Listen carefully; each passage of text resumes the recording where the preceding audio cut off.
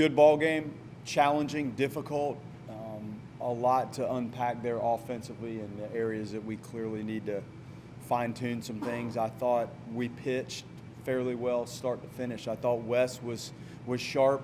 You're talking about 4 or 5 good pitches. I thought we talk a lot about the big miss and eliminating that, and he got some quick early outs, early in counts.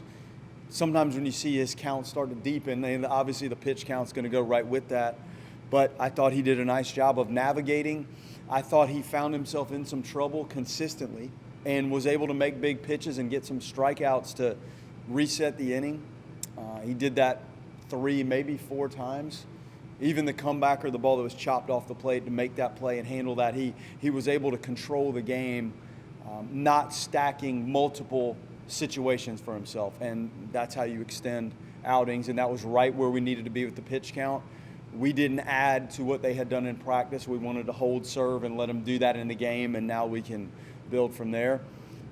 I thought Abraham threw the ball pretty well, like different stuff. Sink, the curveball was good, and to be honest, we should have handled the ball in the middle. The ball that got through the middle, I think they miscommunicated on that ball. That ball should not leave the infield. In a perfect world, that might be a double play, but at least you're getting one out of it. And Chase made a beautiful play to throw the ball to third. I'm surprised. It looked like, to me, he might have been out, but clearly they have a look. I've never seen it. But a good play nonetheless by Chase. And then they scored on the strikeout, I believe, that got away. And Carnes did a nice job. You know, some of those blocks, you hope you can contain it, but I thought he battled back there. And again, we've scrimmaged. I don't know that he's caught a full 9-inning game in practice, and he had been banged up, so that's part of it. Purcell, you can see the unique profile with the release height, the combination of that and the carry on the fastball is pretty unique. He had that going. Changeup was good. His secondary breaking pitches were fine. It's fun to have Miles start his season like that. Everybody has high expectations of him and the scouting community as well, and there's probably a lot on his mind and on his plate right now that most players don't experience. To start your season with pitch 1, hitting a ball like that, and to get that first home run out of the way, I thought that was huge. Clearly in the game, but there's bigger things than just that in terms of his development. So I thought that was good. DeLamalure drove that ball to right center like we've seen. And then stacking the walk, Chase with the beautiful bunt, and then Sheffield, that was a game-changing moment. I felt like I almost caught him off guard there. It took him so long, and he might have iced the pitcher and the catcher. I think we balked there, and that was a big moment for him. And I trusted him to put a ball in play, and we needed that. And I've seen him do that in some of our fall games and obviously scrimmages. So that was a cool moment for him, and that extended things. And the game had a different feel once we plated those, I guess it was 3 runs. Why was no other choice for pitch hitter? I can't tell you that. It felt like the right thing to me.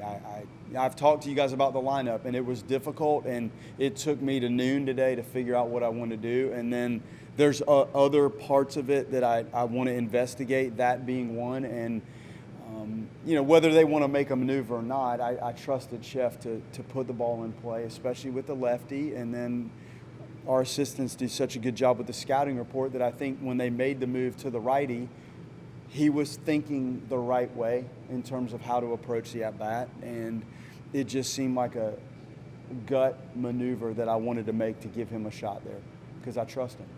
You touched on West getting out of a couple troublesome innings. Mentally, he talked a lot about how he worked through the offseason. I feel like that was a part of his game last year. Things kind of started to spiral. How good was it to see him just stay calm, get those punch-outs like you talked about? Well, the self-contained relief, we call it, you have to be your own relief pitcher if you're going to start and get through games. If you can't manipulate what's going on to hold things at bay, it's hard to be a competitive starting pitcher at this level. And it revolves around pitch execution, number one. So if something has stunned you and you get punched, you have to be able to regroup yourself and execute and repeat and execute and execute your way out of the mess. And he did that. And if you fail to execute and get yourself in a problem and stack a lack of pitch making, then you're going to find yourself with crooked numbers on the board, and you're not going to be able to relieve yourself of the problems that were created. And that was a good example of what you have to do to start. Give their pitchers some credit, or do you question the approach on some guys? I really question the approach, and there was a lot of secondary pitches. And to their credit, like, they used their secondary pitches well, and they knew what they were doing going through it. So their pitchers clearly did a good job. I was disappointed in the cultivation of, like, getting into some good counts and not having anything to show, and balls off the end of the bat. And at some point you have to make an adjustment to how this feels and how you're being pitched. And we were trying to help them through it a little bit in the dugout with the number of secondary pitches, but that was difficult to watch at times. And I think we have stuff that's comparable to that on our staff, and we've seen it. But they pitched well, and they kept their secondary pitches down. They used some good cutters, like their starter had a good cutter, good changeup. The lefty had a slider that seemed to be giving us problems, the first lefty. So, yeah, we've got to grow through some of this. That's a concern. I wasn't expecting it to feel that ill-equipped to manage the in-game at-bat. I think we'll be better from it, but maybe the first game and being excited could have had some factor into it. But, yeah, there's no doubt that was concerning. You like the way, just opening with JMU, just the pressure they put on you, it just seems like so many times you're having to deal with things. Yeah, they throw everything at you, and it's good for the team, and we try to work on that. But the magnitude of it, in a Wednesday afternoon practice in the middle of January is a lot different than when you're in front of a packed stadium and the Marching Chiefs open this thing up, and here we go, and we're in an absolute grinder. And we showed them all of the different ways they use the short game and the run game, and it pressures you, and it forces you to handle and manage and control the game, and it's hard. And that's part of their game, and they'll be out here tomorrow doing it again. So we have to, again, one way to do it is you have stuff that can punch people out, and if you can extend the lead, it's not quite as threatening because you're in a one-run game the whole time. So there's ways around it, but they are good at it.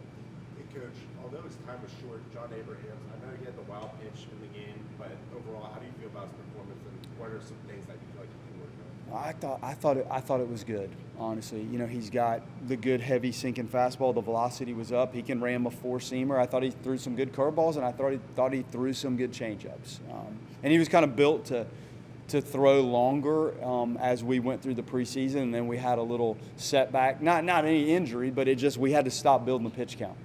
So I thought it was fine. And those are some tough blocks. And you could tell when the hitter chases something that's that low and it's also that hard to block, it tells you the spin and the action on that curveball that he was throwing. I thought his changeup was really good too to the lefties. Purcell also an emotional guy? Yes, we've talked about this. Now, for him, you don't usually see that sort of thing in practice, but the velocity was up, and he's been in this situation before. Like, he's a reliever and he's seasoned, and he likes that entrance and that adrenaline, and I hadn't seen as many threes. We saw a handful of 93s, but the profile of the fastball with that release height, probably more impactful than the velocity, but it was good to see the velocity.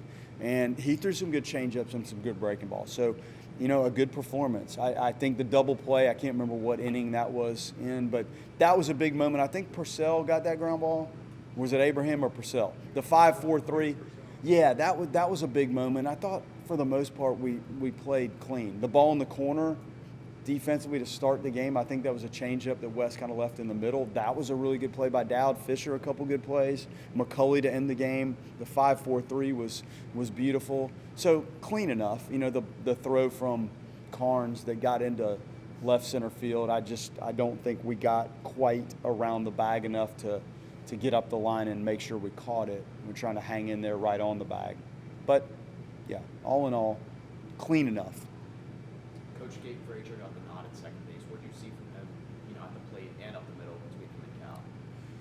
Well, the double play pivot that you saw is what I enjoyed the most about what I saw him do in the preseason. And he's a capable shortstop. I'm sure he could play third if need be, but he's very toolsy, And, Fisher is steady and very savvy and gets incredible jumps on the ball and throws with some arm strength and accuracy. Frazier moves laterally real well and has tremendous finish. Faroux had that finish. It's hard to finish that throw to first base on the double play like he did.